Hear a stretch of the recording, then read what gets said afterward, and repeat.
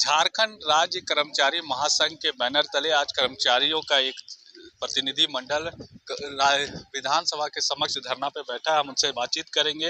हमारे साथ उनके अध्यक्ष आदिल जी है, उनसे बातचीत करते हैं। सर जी, क्या परेशानी है कि धरना देने की जरूरत पड़ रही है? सबसे पहले तो मैं आपके चैनल को धन्यवाद देता हूं कि जितना जेठ के दोपहरी में आप लोग आए हैं, हम आपका आभार प्रकट करते हैं। आज ये जो धरना है, ये कोई राजनीतिक महाधरना नहीं है। हम लोग बहुत ही विवश होकर के, बहुत ही मजबूरी में, बहुत ही कष्ट के साथ, जब हम लोगों की मांगों की अनदेखी की गई, हमारे मांगों को नहीं पूरा किया गया, तब हम लोगों ने सरकार को कहा था कि अगर 20 मार्च तक अगर झारखंड राज्य कर्मचारी महासंघ के 11 सूत्री की मांग को अगर आप पूरा नहीं करेंगे, तो हम लोग महाधरना के माध्यम से आप तक, विधानसभा अध्यक्ष तक अपनी बात को रखने का काम करेंगे। इसी के तहत आज हम लोग यहाँ पर महासंघ का महाधरना के में बैठे हैं। हमारी मांगे हैं कि चूंकि कर्मचारियों की झारखंड में घोर कमी हो रही है, दिन ब दिन सेवानिवृत्त लोग हो रहे हैं और यहाँ कर्मचारियों की कमी होने से बहुत कठिनाई उत्पन्न होने की स्थिति बनेगी। इसलिए हम लोग चाहते हैं कि सरकार से ये मांग करते हैं कि हमारे राजकर्मियों की सेवानिवृत्ति की उम्र सीमा 60 वर्ष से बढ़ा करके 62 वर्ष करने, चतुर्थवर्गीय जो कर्मी हैं, जिनको सरकार ने प्रोन्नति नहीं दिया है, हम चाहते हैं कि उनका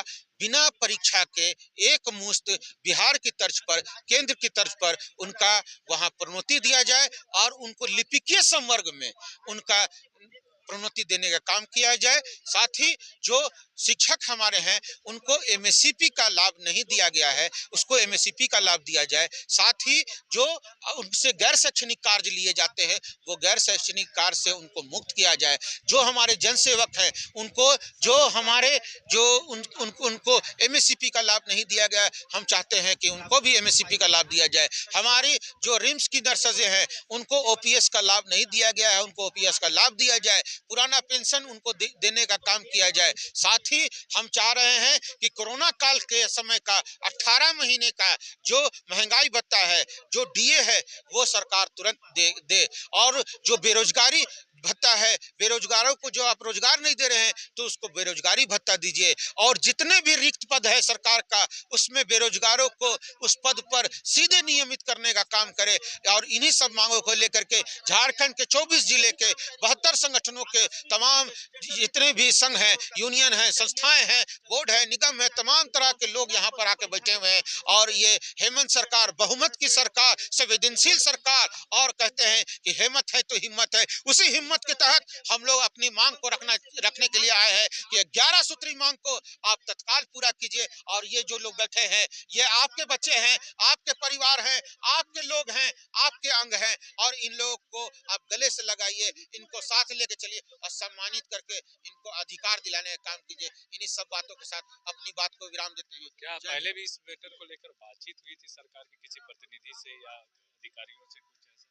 बिल्कुल बिल्कुल, झारखंड राज्य कर्मचारी महासंघ का जो अधिवेशन हुआ था, तो झारखंड राज्य कर्मचारी महासंघ के उद्घाटनकर्ता के माननीय सभा अध्यक्ष हमारे उद्घाटन करता थे महासंघ के। उन्होंने कहा था कि आप अपने मांग पत्रों को सरकार तक दीजिए और सरकार तक हम आपको आपकी मांग दिलाने का प्रयास करेंगे, आपकी जायज मांगों को पहुंचाएंगे।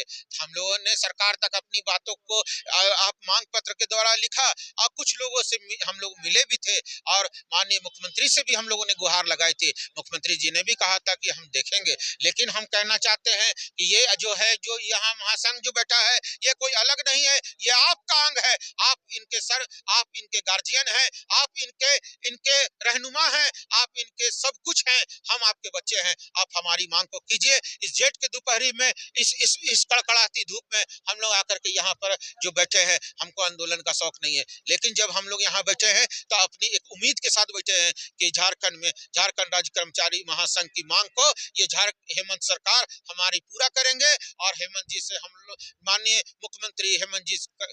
मुख्यमंत्री हेमंत सोरेन जी का हम लोग गुहार लगाते हैं, फरियाद करते हैं, मांग करते हैं कि हम लोगों को वो सम्मान देने का काम करे और हम लोग की मांगों को पूरा करे। इन्हीं सब बातों के साथ अपनी बात को विराम देते हैं।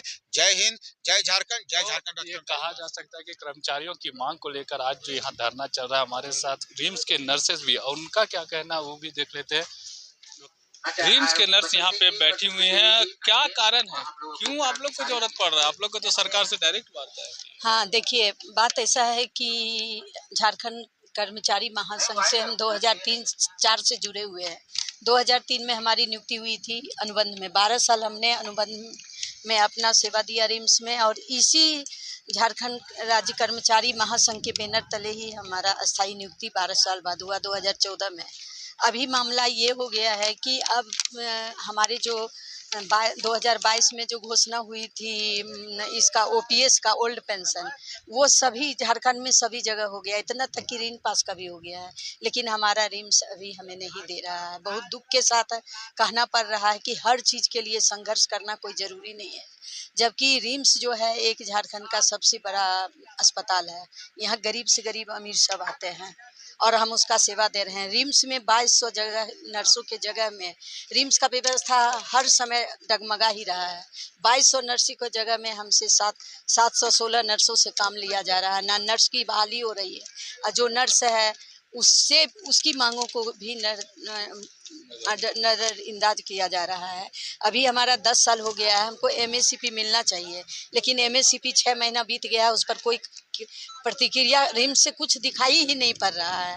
मजबूरन आज हमको भी इस महासंघ में आने का है मौका मिला है, और आके अपना जो हमारा उम्र सीमा 60 से 62 का है उसके लिए है, आपके माध्यम से ये आगे तक पहुंचाना चाहते हैं कि हम भी, हमारा भी रिम्स एक नर्सेस परिवार है जो बहुत दुखी है। उसकी हर मांग को रिम्स में शिथिल बना, फाइल को तो डन किया जा रहा है, वहाँ पे कोई काम ही नहीं हो रहा है। तो जितना माननीय मुख्यमंत्री जी हमारा भी ओल्ड पेंशन और उम्र सीमा एमएससी पर ध्यान दें। कभी मुख्यमंत्री जी से मुलाकात नहीं? हाँ, मुख्यमंत्री जी से 6 मार्च को हम विधानसभा में आके मिले हैं, उन्होंने आश्वासन दिया है। और स्वास्थ्य मंत्री जो बन्ना जी थे, स्वास्थ्य विभाग 2 साल 22 से दौड़ते दौड़ते थक गए हैं, लेकिन हमारा फाइल डन ही डन रह गया, कुछ उस पर कार्रवाई नहीं हुई। अभी तक ही डन ही है ओपीएस के मामला में, जबकि झारखंड में सबका हो गया, केवल रिम्स का नहीं हुआ है। सदर हॉस्पिटल, ऋण पास, एग्रीकल्चर सब में हो गया है, केवल हम वंचित हैं उससे। कारण क्या लग रहा है? कारण अभी जैसे माननीय मुख्यमंत्री जी भी आश्वासन दिया हो जाएगा, स्वास्थ्य मंत्री जी आश्वासन दिया, तो आश्वासन पे काम नहीं होता है, लेकिन अभी तक आश्वासन ही मिला है, उस पर कार्रवाई कुछ नहीं हो रही है। तो कर्मचारियों की मांग को लेकर लगातार जो कर्मचारी है यहाँ पर धरना दिए हैं, और विधानसभा के समक्ष धरना देने का मुख्यतः यही कारण है कि अपनी सरकार से वो अपना मांग रखने आए हैं, और उनकी मांग जैसे ही पूरा होगी वो लोग यहाँ से चले जाएंगे। सहयोगी रिजवान के साथ मैं संजीत झा, कोयलांचल संवाद, रांची।